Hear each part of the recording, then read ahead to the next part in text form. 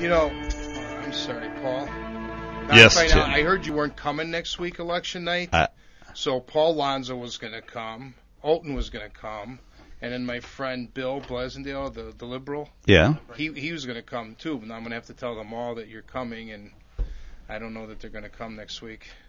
Why? Just because it takes three liberals to take on one common sense conservative, and they still look like. I talked to all three of them today. And they still look. They're just afraid of you, I guess. Well, I'm an intimidating guy. All 5'2" of me, 112 pounds. Okay. All right, we're back. How much time we got?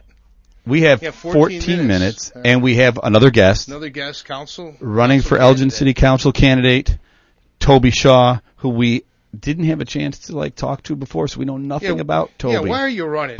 Damn it, why are you running? I'm sorry. Let me give you my basic. Sure, you do. Go ahead. All right, thanks for joining us, Toby. Now we're gonna. No, go ahead, Toby. No, go ahead, Toby. Sure. Let me introduce myself a little bit for yourself. Good. Tell us about yourself. The listeners, and maybe just to share a little bit. Okay, but wait a minute. He did insult me to start out. He did in the hallway. What did he say? He was like, "Well, I work for Aon. Have you heard of it?" No, I've never heard of Aon. Come on. Well, okay, go ahead. I'm sorry. Yeah, Fortunately, I'm not a voter because he would have lost me right there. No, I'm sorry. What does he do? Aon's a big company. Yeah, Aon. What do you do for Aon? Well, I work for, actually, I used to work for Hewitt Associates. Sure. And recently got bought out by Aon. So I'm from the Legacy Hewitt team, and I work in their IT department. Okay. So you're not in the food chain as an insurance guy? You're not No, at I'm the bottom. not. No, okay, go ahead. Nope. I support part of their IT department and the Oracle database. Okay. So manage that group. So let me just share a little bit about myself. I think some of the folks that don't know me, some of the other candidates are incumbents or might be a little bit more well known in the area. But I grew up in Wisconsin, and what brought me to Elgin was actually Judson College. Oh, wow. I came here in '96 and graduated in '99. Met my wife here at Judson, and that's kind of what kept us in the area when we kind of were staggered by a year from graduation dates, and so kind of had to stay in the area so she could finish up. And we've been in the area pretty much ever since. And one of the big things that caused me to want to run was the fact that I didn't really quite see a lot of people running in the past that shared my morals and values. I'm a pretty conservative gentleman, and I really felt out of these 10 people that are running, you think you're very unique? I think I am. Okay. Yeah, I think when you get right down to it, there's some issues that you don't ever discuss on the local level that you do discuss more on the state and federal level that I might stand out at more at those levels. But I think it's important to have those values and morals also interjected at the local level. I think everything ties back to some of those values. Well, lay them out there. Lay them out there, Toby. What are those values? I think it's some of those conservative things are limiting the size of government. I think when we see expansion out towards Route 47, some people are asking, is this really the way our government should be? Should our government really, the city of Elgin, look to expand and expand and expand and grow? It's far out there. It is far, and I think there's some challenges that brings that maybe we're not always addressing at this point. Some of those types of things where should we focus more on what we currently have and look to grow maybe in more of an organic and a logical geographical fashion, or should we try to just jet out into open space where maybe it doesn't quite make logical sense always. So I don't think anybody's brought that up of all the candidates. I think we've had almost every candidate. I don't think anybody's brought that up. That's a good point. I think it costs money. It does, and I think the things that they're not realizing too is what happens when there's a fire out there. We're going to start running into the same issues that Kane County does. Why don't you explain what you mean? Because I don't know. I don't know the issue. Are they buying property? Are they eminent domaining? What are they doing? Are they annexing properties? What's going on? Yeah, tell our listeners. Yeah, what the city of Elgin has done is actually looked for open property, and I believe the way it works, as long as you can buy a contiguous sect of property, expanding upon what you currently own, you can expand the borders of your city. And so I believe they've owned property all the way out to Route 47. So what if the village of Huntley owns this property or Lake in the Hills? They can't just take it. No, so it has to be. Okay. It has to be for sale. Unincorporated? So, no. For sale. It has to be unincorporated. So private individuals that may have been farmland prior to this. But it has to be annexed with somebody, doesn't it? It would just probably be owned by the county or be within the county jurisdiction. So they could just say to the county, we're annexing this property in Elgin. They say, Kane County, we're just taking this property over, and the Kane County's going to let it go? We'd have to get back to the Councilman Cogley on the specifics on that one. But I'm pretty sure, if there's property for sale and you can annex it and it ties into with what you currently own as a city. And it has to be on the existing border, right? It has to be on an existing border, and I believe across interstates and rivers. So if Elgin wanted to annex Hawaii, Will you be for that? Have your meetings there? Well, you actually, I know. It's funny you bring up Hawaii because my wife is actually born and raised in Hawaii. Very nice. I actually did live in Hawaii for about a year, not too long ago. So that's what you're really going after then? No, never. That's right. Most people are leaving Illinois to go to Wisconsin and leaving Hawaii to come to here because of the. But never mind. I'm sorry. Go ahead. So those are some of the things where I see where I think I stand out. Just conservative values, making sure that we that the city of Elgin focuses what the city of Elgin should really focus on, and I think that's important, especially when we get to times like this where where money's tight. We need to kind of go back to what focusing on those core services of police, fire, and city services. Okay, yeah, I just nothing that's ever been an issue. Nobody's ever brought interesting. that issue up, and I just never knew that you could just annex. I lived in Palatine, unincorporated Palatine at one time, and they annexed with Rolling Meadows, but there was votes and there was all kinds of things that had to go through. You couldn't just come in and take over. Unless you're Chicago, then you can annex the cemeteries and put a new airport, I guess, if you're out over there. So what other issues are important to making you run? Yeah, some of the other issues that I see that maybe some other folks aren't talking about too is just some of the animosity that the city has with U46.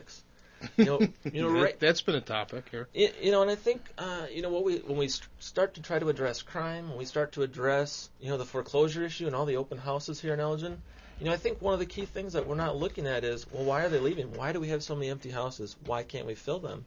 And when I've been going door to door, I hear consistently from residents of Elgin. I have small children. They're either in school or about to enter school, and I'm trying to make a decision right now. Should I stay in Elgin or should I leave Elgin? Simply based on the one issue of education in U46. I feel pretty lucky. I live over close. A couple of my kids go to McKinley. It's 46, yeah. U46, and I think talking to other residents, I think I'm very blessed. I'm very lucky that my kids are going there. When I'm talking to other parents, what can you do as a councilman if you get elected? Because we're short and we just only have 15 minutes with you. What can you do as a councilman of Elgin? What could a councilman do? It's a state issue for the most part. Well, I think 46. Yeah. And I think there's a lot of things, like partnerships between the city, looking at what programs, what non-for-profits. I mean, if you look at how much money and grants that the city of Elgin doles out to different non-profit agencies and different organizations, if we focus that money going towards organizations that were assisting kids in the education, whether it's after-school programs to a greater degree, whether it's even offering more police support for some of the crime issues that they have, just being a networking agent for the school district. Maybe even as bringing kids more in through and pushing them through some different classes that the city provides.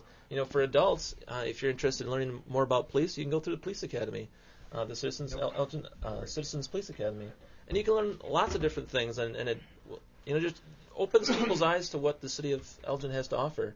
Even some of those types of things to interject and just provide a positive atmosphere for U46 and for Elgin schools, I think would be a big thing. So if what I'm hearing you're saying is that there's money that the city allocates to this program or that program, so you'd like a reallocation of the programs and bring it back and say, hey, how can we assist U46, make it a better school district so people would be more inclined to view this as an area to move to so their children get a good education? Correct. I would see that as a high priority. Are there any particular programs that you are saying, hey, I know money's going here, I think it's a bad place to spend our money at this point? Since this radio station is located, since this radio is located in the downtown area, I'm going to have to say, some of the spending that we've done in the past in the downtown area, I think we've spent, too much in the downtown area.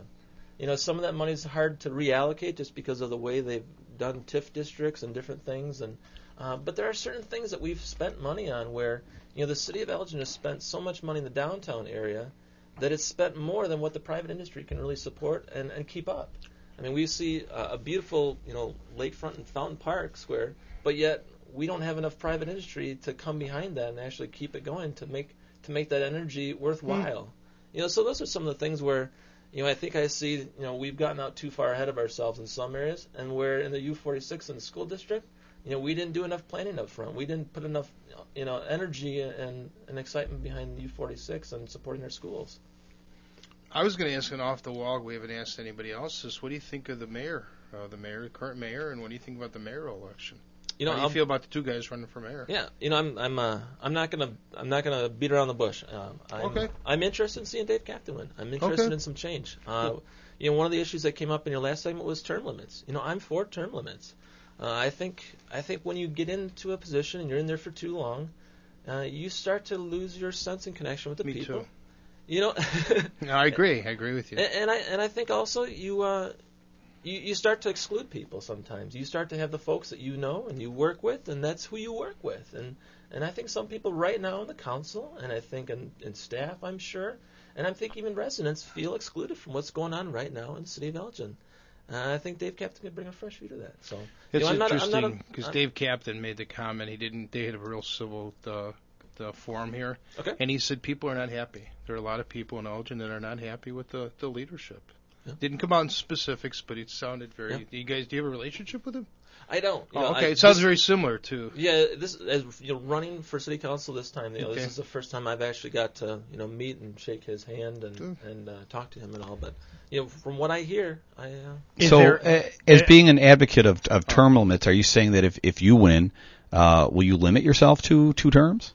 I think at the city level, I would look to see like a max of 12 years would be my 3 max. terms. Okay. 3 terms. Okay. Do you want to ask something, Dave? Well, I was questioning regarding you're saying some of the money from downtown Elgin should maybe be allocated to other projects in Elgin. Are you afraid you're going to alienate citizens of downtown Elgin with that view? Oh. I think you're always at risk of alienating somebody. I think if we talk to the residents that are having sewage back up into their homes, I think they might feel alienated right now when they drive downtown and see brick pavers and some of those types of things. So I think that no matter what you do, I think it's a balance. It's a balancing act. I think that's also where some of the issues have come up in regards to why some people want the ward system. I look at the people that want the ward system and I say, do you really want the ward system, or do you really want your people on the city council just to listen to you and hear you? And I think that's what I'm kind of thinking is they just want people on the council that will respond to them. And that's why I'm running, and I think that's why we have elections. You just brought up the ward system. Yeah. Pro, con? I'm against the ward system. Unicorns, pro, con? I like unicorns. Cold? Dave, you have another unicorn pro. All right, so I'm writing it down. I got a little princess at home, why not? There you go.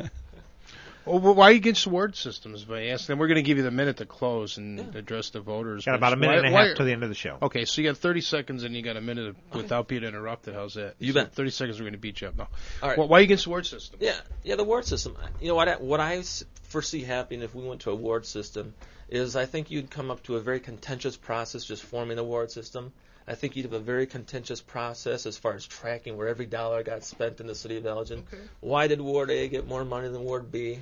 I think you'd start to hear things like, well, it's what I only want to support my ward. If a project's in their ward, it really makes sense for the city of Elgin. I don't care. I think you'd start to hear that division and that divisiveness happen. That music means you got to say, why you? You got a minute. Why me? Yeah. Why you? Toby Shaw on April 5th. Why me? I think Elgin needs a fresh perspective. I think they need someone that, maybe doesn't have the professional skills of management and city management, but they need someone who wants to listen, someone who can communicate with them, someone who will explain city to them, someone who will listen to why what's going on in Elgin makes sense. And I don't think sometimes that's happening right now. And I think I am a conservative person, and I think people want that. I think people want a limited Elgin and what the influence that they have. They want to have the money to spend it the way they want to spend it. Businesses want that as well, and I think that's why. Toby Shaw, candidate for Elgin City Council. Thank you very much for joining us. Hey, that was our music. It's time to go.